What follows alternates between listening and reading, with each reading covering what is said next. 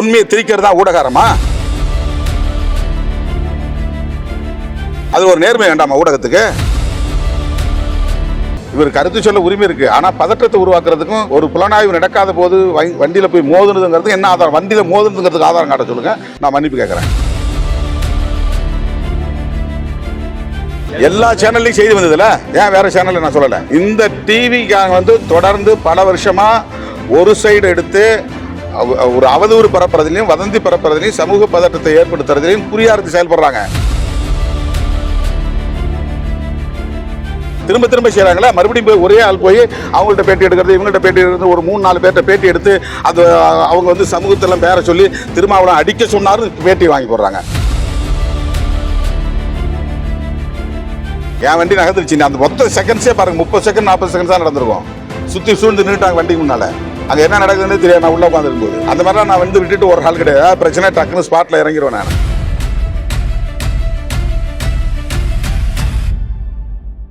அதெல்லாம் எனக்கு எந்த பாதுகாப்பும் தேவையில்லைங்க, மக்கள் பாதுகாப்பு போகும். கடந்த செப்டம்பர் 27ஆம் தேதி அமைதி கடந்த செப்டம்பர் 27ஆம் தேதி கரூரில் நடந்த பெருந்துயர் நிகழ்வில் பலியான 41 பேர் குடும்பத்தினருக்கும் இன்று விடுதலை சிறுத்தைகள் கட்சியின் சார்பில் தலா 50,000 இழப்பீடு வழங்க உள்ளோம். கரூர் மாநகரத்தில் ஒரு திருமண மண்டபத்தில் இந்த நிகழ்வு ஒருங்கிணைக்கப்பட்டிருக்கிறது. பாதிக்கப்பட்டவர்களின் குடும்பத்தை சார்ந்த உற்றார் உறவினர்கள் இதில் பங்கேற்க இருக்கிறார்கள். பலியான தோழர்கள் 41 பேருக்கும் குழந்தைகள் உட்பட அங்கே அஞ்சலி செலுத்த இருக்கிறோம். பாதிக்கப்பட்ட குடும்பத்தினருக்கு தலா ஒருவருக்கு அரசு வேலைவாய்ப்பு வழங்க வேண்டும் என்று தமிழ்நாடு அரசுக்கு விடுதலை சிறுத்தைகள் கட்சி வேண்டுகோள் விடுக்கிறது.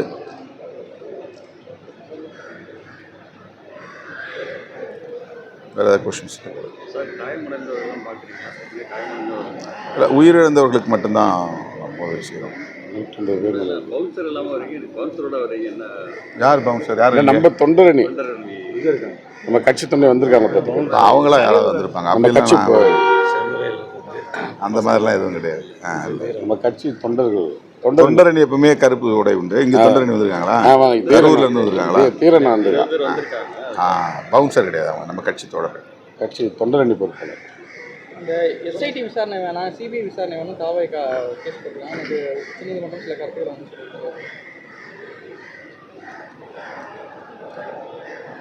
எஸ்ஐடி யார் கேட்டது? எஸ்ஐடி உயர்நீதிமன்றமே தானாக கரெக்ட். இல்லை, அவங்க என்ன கிரவுண்ட்ஸில் இந்த கோரிக்கை வைத்திருக்கிறார்கள் அப்படின்னு நமக்கு தெரியல.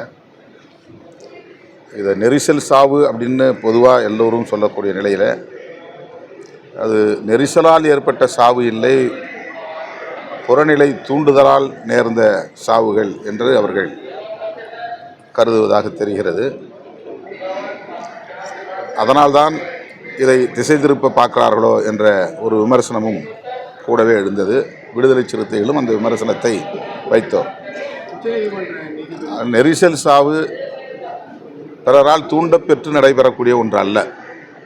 தன்னார்வத்தோடு வரக்கூடிய தொண்டர்கள் ஒரு குறிப்பிட்ட எண்ணிக்கைக்கு மேல் அதிகரிக்கிற போது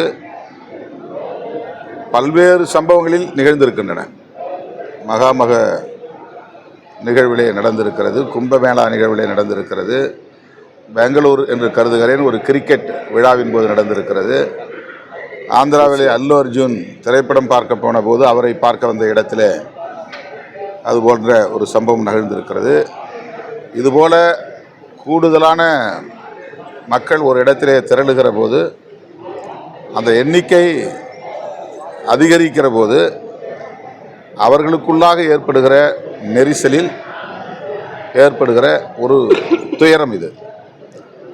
அதிலே அவர்கள் வேறு என்ன கோணத்தில் இந்த கோரிக்கையை வைக்கிறார்கள், சிபிஐ விசாரணையை எதற்காக கோருகிறார்கள் என்று இன்னும் என்னால் புரிந்து கொள்ள முடியவில்லை.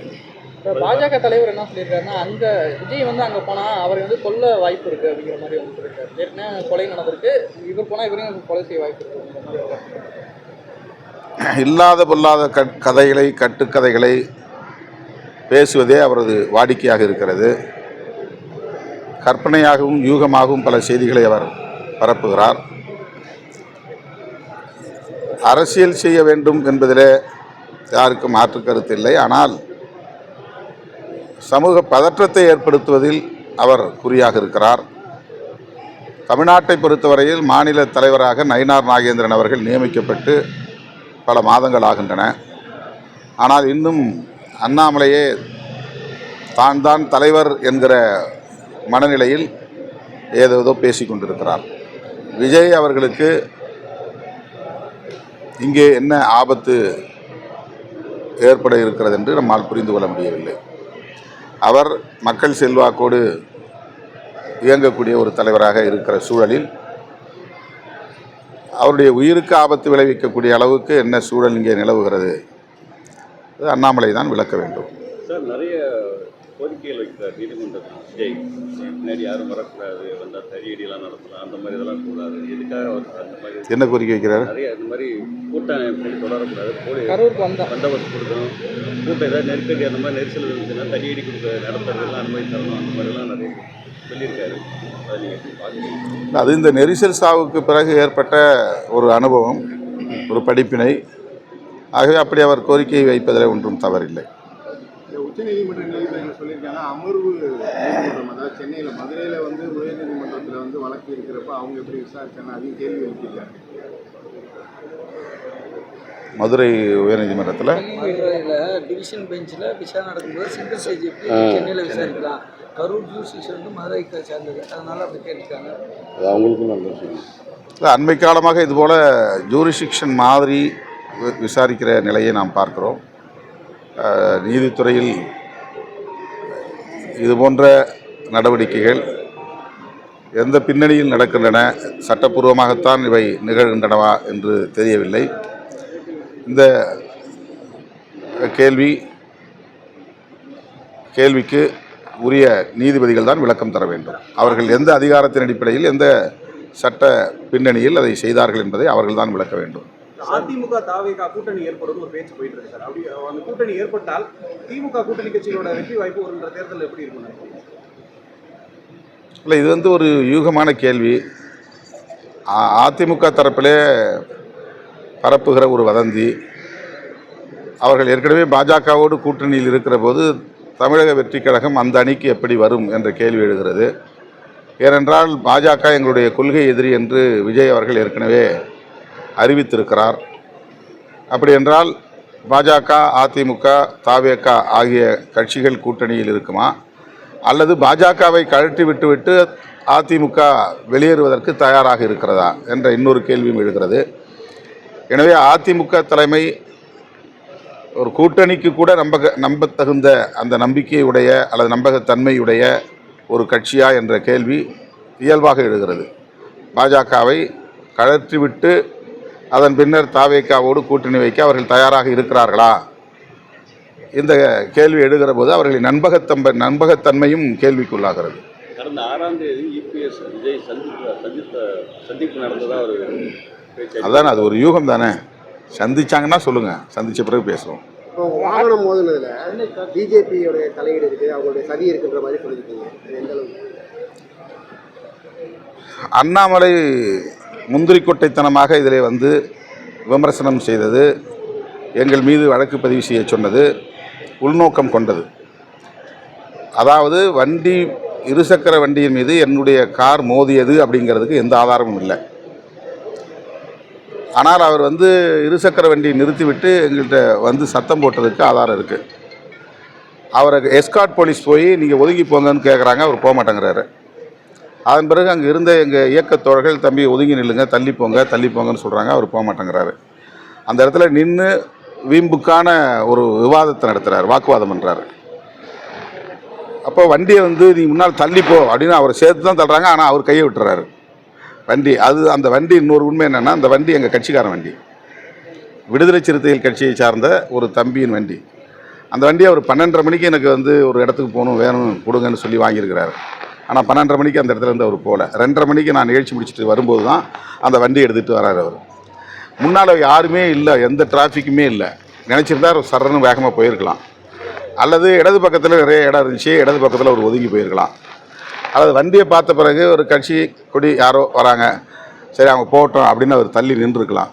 ஆனால் காருக்கு முன்னால் வந்து வண்டியை நிறுத்திட்டு வண்டி மோதாத போதே, ஏன்னா வண்டிக்குள்ளே இருந்து எங்களுக்கு தெரியும் வண்டி மோதிச்சா இல்லையான்னு. வண்டி மோதலை, வண்டி மோதுறதுக்கான வாய்ப்பே இல்லை. ஏன்னா அது ஸ்பீட் பிரேக் இருக்குது, அந்த இடத்துல ஒரு 4-5 ஸ்பீட் பிரேக் இருக்குது.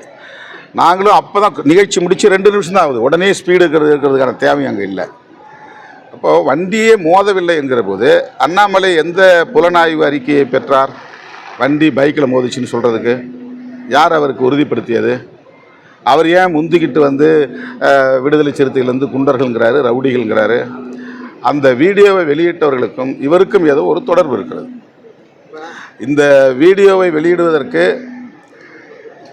என்னுடைய காருக்கு முன்னால் இருந்த ஒருவர் தான் எடுத்திருக்க முடியும். என்னுடைய காருக்கு முன்னால் எந்த பிரச்சனையும் இல்லை. ஏன்னா நான் ப்ரொட்டஸ்ட் பண்ணுற இடத்துல தான் எல்லாருமே இருந்தாங்க. வழக்கமாக என்கிட்ட பேட்டி கேட்பாங்க, அன்றைக்கி என்னன்னு தெரியல, பேட்டி கேட்கல. நான் இறங்கி வந்தவொடனே நான் பாட்டுக்கு என் வண்டியில் ஏறி வந்துட்டேன். நல்லா வேர்த்து இருந்துச்சு, நான் தலையை தோட்டிட்டு தான் இருந்தேன். எதுவும் பின்னால் என்ன நடக்குது, சைடில் என்ன நடக்குதுன்னா நான் பார்க்கல. நல்லா வேர்த்து போச்சு. எனக்கு கொஞ்சம் நேரம் துடைக்கலனா கூட தலைவலி வந்துடும். அதனால் நான் வந்து அதை துடைச்சிட்டே வந்தேன். திடீர்னு எல்லாம் கும்பல் பண்ணதை தான் நான் பார்க்குறேன். ஒரு நிமிஷம் கூட இருக்காது, எங்கள் வண்டி அதுக்கப்புறம் மூவ் ஆயிடுச்சு. அந்த தம்பி அந்த பக்கம் ஓடிட்டார். கும்பலில் என்ன நடக்குதுன்னு கூட நான் பார்க்கல. ஏன் இறங்கலை, ஏன் தடுக்கலை அப்படிங்கிற கேள்வியும் அவர் எழுப்புறாரு. எனவே முன்னால் வந்து ஒரு ஆளை செட் பண்ணி வச்சு இந்த வீடியோவை எடுத்துருக்குறாங்க. அந்த வீடியோ உடனடியாக வந்து அண்ணாமலைக்கு போயிருக்கு, அல்லது அந்த வீடியோ உடனடியாக ஒரு தனியார் தொலைக்காட்சி போயிருக்கு. சம்பவம் நடந்தது 2:34. ஆனால் அந்த வீடியோ வந்து அந்த தனியார் தொலைக்காட்சியில் 2:39க்கு அப்லோட் பண்ணுறாங்க. 5 நிமிஷத்தில் அந்த தனியார் தொலைக்காட்சிக்கு வீடியோ எப்படி கிடச்சிது? அவர் அங்கே வந்து எடுத்தாரா, அல்லது அவருக்கு வேறு யாராவது கொடுத்தாங்களா? உடனடியாக அண்ணாமலைக்கு மட்டும் எப்படி அந்த செய்தி வந்து தெரியுது? அவர் வந்து அடுத்த 1 மணி நேரத்தில் வந்து விடுதலை சிறுத்தைகள் வந்து குண்டர்கள், அவங்கள கைது பண்ணணும், திருமாவளவனும் அதுக்கு வந்து வேடிக்கை பார்த்துட்டு இருந்திருக்கிறாரு அப்படின்னு அவர் கண்டிக்கிறாரு. அதனால் நாங்கள் விசாரித்து வரலாம், பொலிட்டிக்கலாக எங்களுக்குள்ளே கனெக்டடு அந்த லிங்கில் விசாரித்து வரலாம். இதுக்கு பின்னால் பிஜேபி இருக்குது. இது மாதிரி நான் ஆர்ப்பாட்டத்து வரங்க தெரிஞ்ச உடனே அங்கே இருக்கிற அட்வொகேட்ஸ்கிட்ட சொல்லி அங்கே ஏதாவது ஒரு பிரச்சனை பண்ணுங்க அப்படின்னு சொல்லியிருக்கிறாங்க. இந்த பிரச்சனை நடந்திருக்கு. இது திட்டமிட்ட ஒன்று. இது குறித்து நான் வந்து முதல்வரை சந்தித்து இதை முழுமையாக ஒரு விசாரணை நடத்தணும்னு நான் கோரிக்கை வைக்கிறேன். ஏன்னா இது என்னுடைய பாதுகாப்போடு தொடர்புடைய ஒரு விஷயமா இருக்குது. நான் முதல்ல இது வந்து ரொம்ப சிம்பிளாக நினச்சேன். ஒன்றும் இல்லை தம்பி, விடுங்க பிரச்சனை பண்ணாதீங்கன்ட்டு நான் போயிட்டேன். அதுக்கப்புறம் வந்து தோழர்கள்லாம் மறியலில் உட்காந்தானோடனே டிசி லைனுக்கு வந்தார். சார் அது ஒன்றும் இல்லை சார், நான் போக சொல்லிட்டேன், நீங்கள் அந்த தம்பியை விட்டுருங்க, அவர் யாருன்னு தெரியாது. இப்போ அவர் வந்து வக்கீல்னு எங்களுக்கு தெரியுமா, அவர் என்ன சாதின்னு தெரியுமா, என்ன மதம் தெரியுமா, என்ன கட்சின்னு தெரியுமா, ஆனால் அவருக்கு நான் யாருன்னு தெரியும். நான் உள்ளே இருக்கிறது தெரியலனா கூட கட்சி கொடி தெரியும். எனக்கு பின்னால் போலீஸ் எஸ்கார்ட் வராங்க, அவங்க சைரன் போட்டு வராங்க. இவ்வளவு தெரிஞ்சும் வண்டி மோதாத போதே ஒருத்தர் வந்து வண்டிக்கு முன்னால் ரோட் சென்ட்ரலில் வண்டியை நிறுத்திட்டு அவர் நோக்கி வந்து அப்பயும் டிரைவர்கிட்ட போகல, என்கிட்ட நோக்கி வந்தாருங்கிறாங்க. நான் சரியாக அதை கவனிக்கலை. நான் தலை தொடச்சிட்டு இருந்தேன். ஸோ இந்த விவகாரத்தில் பிஜேபி உடனடியாக ஆர்எஸ்எஸ்காரங்க தான் வேகமாக இறங்கி இதில் வேலை செய்கிறாங்க. ஆர்எஸ்எஸ் பிஜேபியோட தொடர்புள்ளே சாதி அமைப்புகள் வேகமாக வேலை செய்கிறாங்க. ஒரு சமூக பதற்றத்தை உருவாக்குவதற்கு இந்த தனியார் தொலைக்காட்சியும் அண்ணாமலையும் காரணமாக இருக்காங்க. இப்போ எனக்கு வந்து எனக்கோ இங்கே கூடியிருந்த தம்பிகளுக்கோ அவங்களுக்கு என்ன அடையாளங்கிறது தெரியலாம், ஆனால் அவர் என்ன அடையாளம் யாருக்குமே தெரியாது. உடனே இந்த சாதி பார்த்து தான் அவங்க அடித்தாங்க அப்படின்னு ஒரு சாதிக்கு எதிராக எங்களை நிறுத்துறாங்க. நாங்கள் எப்படி ஒரு சாதிக்கு எதிராக செயல்பட முடியும்? அப்போ எங்களை ஒரு சாதிக்கு எதிராக நிறுத்துகிற முயற்சியில் ஏன் வந்து அண்ணாமலை ஈடுபடுறாரு? சமூக பதற்றத்தை உருவாக்குறாரு. அவர் முதல்ல தமிழ்நாடு தலைவர் பதவியிலிருந்து வெளியே போயிட்டது அவருக்கு தெரியுமா தெரியாதா? அந்த பிரச்சனையை அவர் நயினார் நாகேந்திரன் அவர்கள் வந்து அட்ரஸ் பண்ணட்டும். இவர் கருத்து சொல்ல உரிமை இருக்குது, ஆனால் பதற்றத்தை உருவாக்குறதுக்கும் ஒரு புலனாய்வு நடக்காத போது வண்டியில் போய் மோதுனதுங்கிறதுக்கு என்ன ஆதாரம்? வண்டியில் மோதுனதுங்கிறதுக்கு ஆதாரம் காட்ட சொல்லுங்கள், நான் மன்னிப்பு கேட்குறேன். சார் எல்லா சேனலுமே உடனே லைவ் பண்ணுறாங்க. எல்லா சேனலும் பண்ணலை, சொல்கிறதே கேளுங்க. ஏன் எல்லா சேனல் மேலே நாங்கள் புகார் கொடுக்கல? எல்லா சேனல்லையும் தானே செய்தி வந்தது. எல்லா சேனல்லையும் செய்தி வந்ததில்ல, ஏன் வேறு சேனலில் நான் சொல்லலை? இந்த டிவிக்காக வந்து தொடர்ந்து பல வருஷமாக ஒரு சைடு எடுத்து ஒரு அவதூறு பரப்புறதுலையும் வதந்தி பரப்புறதுலையும் சமூக பதற்றத்தை ஏற்படுத்துறதுலையும் குறியார்ந்து செயல்படுறாங்க. நாங்கள் இல்லைன்னு மறுத்தது பிறகும் திரும்ப வந்து மாட்டிக்கொண்ட வீசிக்கான செய்தியை போடுறாங்க. பைக்கு மோதியது, பைக்கின் மீது திருமாவளவன் கார் மோதியதுன்றாங்க. கார் மோதியதுங்கிறது என்ன செய்தி? அது மோதியதாக தெரிகிறதுன்னு வேணா சொல்லியிருக்கலாம்ல. அப்படி சொல்லப்படுகிறது சொல்லலாம்ல, அல்லது அந்த பையன் சொல்கிறான்னாவது சொல்லணும்ல. இவங்க எப்படி ஒரு முடிந்த முடிவுக்கு வராங்க, உறுதியான முடிவுக்கு? இவ்வளவு நடந்த பிறகும் நேற்று நீங்க பேசுறப்ப அவர் வாங்கின அடி பத்தாது, அடி பத்தாதுலாம் சொல்லலை, உத்து பேசுற மாதிரி இல்லை. அதெல்லாம் தப்புங்க, அப்படிலாம் சொல்ல கிடையாது. அடி பத்தான்னு சொல்ல, இவங்க 4 தட்டு தட்டினாங்க, அவ்வளோதான். அது வந்து நான் வந்து வீடியோவில் தான் பார்த்து தெரிஞ்சுக்கிட்டேன், வண்டியில் உட்காந்து நான் பார்க்கல. என் வண்டி நகர்ந்துருச்சு, அந்த மொத்த செகண்ட்ஸே பாருங்கள், 30 செகண்ட் 40 செகண்ட்ஸ் தான் நடந்திருக்கும். சுற்றி சூழ்ந்து நின்றுட்டாங்க வண்டிக்கு முன்னால். அங்கே என்ன நடக்குதுன்னு தெரியாது, நான் உள்ளே உட்காந்துருக்கும்போது. அந்த மாதிரிலாம் நான் வந்து விட்டுட்டு ஒரு ஆள் கிடையாது. பிரச்சனை டக்குன்னு ஸ்பாட்டில் இறங்கிடுவேன் நான். பேசுனது வைரலாக உரைச்சி போதும் வேற டைமென்ஷன் சொல்றாங்க. அதாவது என்ன ஏங்க ஒரு கட்சி தலைவருடைய ஏங்க அடங்கமருங்கிறதுக்கான முழக்கம் வேறுங்க. அது வந்து நான் கிட்டத்தட்ட 35 வருஷமாக சொல்லிட்டு இருக்கிறேன், அவங்களுக்காக சொல்லலை. ஒடுக்கப்பட்ட மக்கள் அனைவரும் வந்து இது மாதிரி ஒடுங்கி கிடக்காதீங்க, கேஸ் போட்டானாக்கா பயப்படாதீங்க, யாராவது வந்து உங்களை மிரட்டானா பயப்படாதீங்கன்னு சொல்கிறதுங்கிறது அது ஒரு அரசியல் முழக்காது. அது யாரும் ஒரு குறிப்பிட்ட சாதிக்கு எதிரானது இல்லை, ஒரு சமூகத்துக்கு எதிரானது கிடையாது. அது உலகம் முழுக்க பொருந்தும், எந்த சமூகத்துக்காக இருந்தாலும் அது பொருந்தும். அது எதுவாக இருந்தால் நான் என்ன சொன்னேன்னா, அவங்க யாரும் திட்டமிட்டு அடிக்கல, அவன் முறைக்கிறான், திரும்ப முறைக்கிறான். எஸ்கார்ட் போலீஸ் வந்து சொல்கிறாங்கல்ல, தம்பி ஒதுங்குன்னு, ஒதுங்கி இருக்கலாம்ல. அதுக்கு அடுத்து இருக்கிற தம்பிங்கெல்லாம் ஒதுங்குன்னு சொல்கிறாங்களா, ஒதுங்கலாம்ல. அப்போ என்ன நோக்கம்? வண்டி மோதி கீழே வேலை, இல்லை வண்டி மோதி ஒரு ஏதாவது ஸ்க்ராட்ச் இருக்கா காட்டுங்க, ஒரு டெஸ்ட் எடுங்க. இந்த வண்டி அந்த வண்டி மோதுனுங்கிறதுக்கு ஏதாவது பெயிண்ட் ஒட்டியிருக்கோம்ல. எந்த இன்வெஸ்டிகேஷனும் நடக்காத போது வண்டி மோதிதுன்னு ஏன் சொல்லணும்? அப்போ ஒரு சமூக பதற்றத்தை உருவாக்குறதுக்கு முயற்சிக்கிறாங்கல்ல, அந்த டிவி மட்டும்தானே அதை செய்யுது. திரும்ப செய்கிறாங்களே, மறுபடியும் போய் ஒரே ஆள் போய் அவங்கள்ட்ட பேட்டி எடுக்கிறது, இவங்கள்ட்ட பேட்டி எடுக்கிறது, ஒரு 3-4 பேர்கிட்ட பேட்டி எடுத்து அது அவங்க வந்து சமூகத்தெல்லாம் பேரை சொல்லி திருமாவளவன் அடிக்க சொன்னாருன்னு பேட்டி வாங்கி போடுறாங்க. இது உண்மை. அப்போ இதெல்லாம் நீங்கள் ஒத்துக்கிறீங்களா? இதுதான் அவங்க ஊடகாரமா? இது உண்மையை திரிக்கிறது தான் ஊடகாரமா? அது ஒரு நேர்மை வேண்டாமா ஊடகத்துக்கு? ஒன் சைடு எடுத்து செய்வாங்க, அவதூறு பரப்புவாங்க, வதந்தியை பரப்புவாங்க, சமூக பதற்றத்தை பரப்புவாங்க. அதையெல்லாம் ஊடக சங்கங்கள் வந்து அங்கீகரிக்குது. அப்போ நான் ஊடகவியலாளர் பக்கம் நிற்கிறவன் தான். ஊடகவியலாளருக்காக எத்தனை முறை நான் போய் களத்தில் நின்றுக்கிறேன். நான் என்றைக்கு நிற்பேன், இன்னைக்கு நிற்பேன், நாளைக்கு நிற்பேன். அது ஆனால் ஒன் சைடு எடுத்து வேலை செய்யக்கூடிய ஊடகங்களை நீங்கள் எப்படி வந்து அங்கீகரிக்கிறீங்க? பைக்கு மோதி இருக்கிறதுக்கு நீங்கள் ஆதாரம் காட்டுங்க. மற்ற சங்கங்கள்லாம் இன்றைக்கி என்ன கண்டிச்சிருக்காங்கல்ல, அந்த சங்கங்கள் எடுத்து இந்த ஃபுட்டேஜ் இருந்தால் எடுத்து காட்டுங்க. உன் கார் வந்து அதில் மோதிச்சு, அதனால தான் அந்த செய்தியை போட்டாங்கன்னு காட்டுங்க.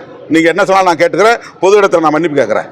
இன்னொரு தரப்பு வந்து Z+ பாதுகாப்புக்காக நீங்க அதெல்லாம் எனக்கு எந்த பாதுகாப்பும் தேவையில்லைங்க, மக்கள் பாதுகாப்பு போகும்.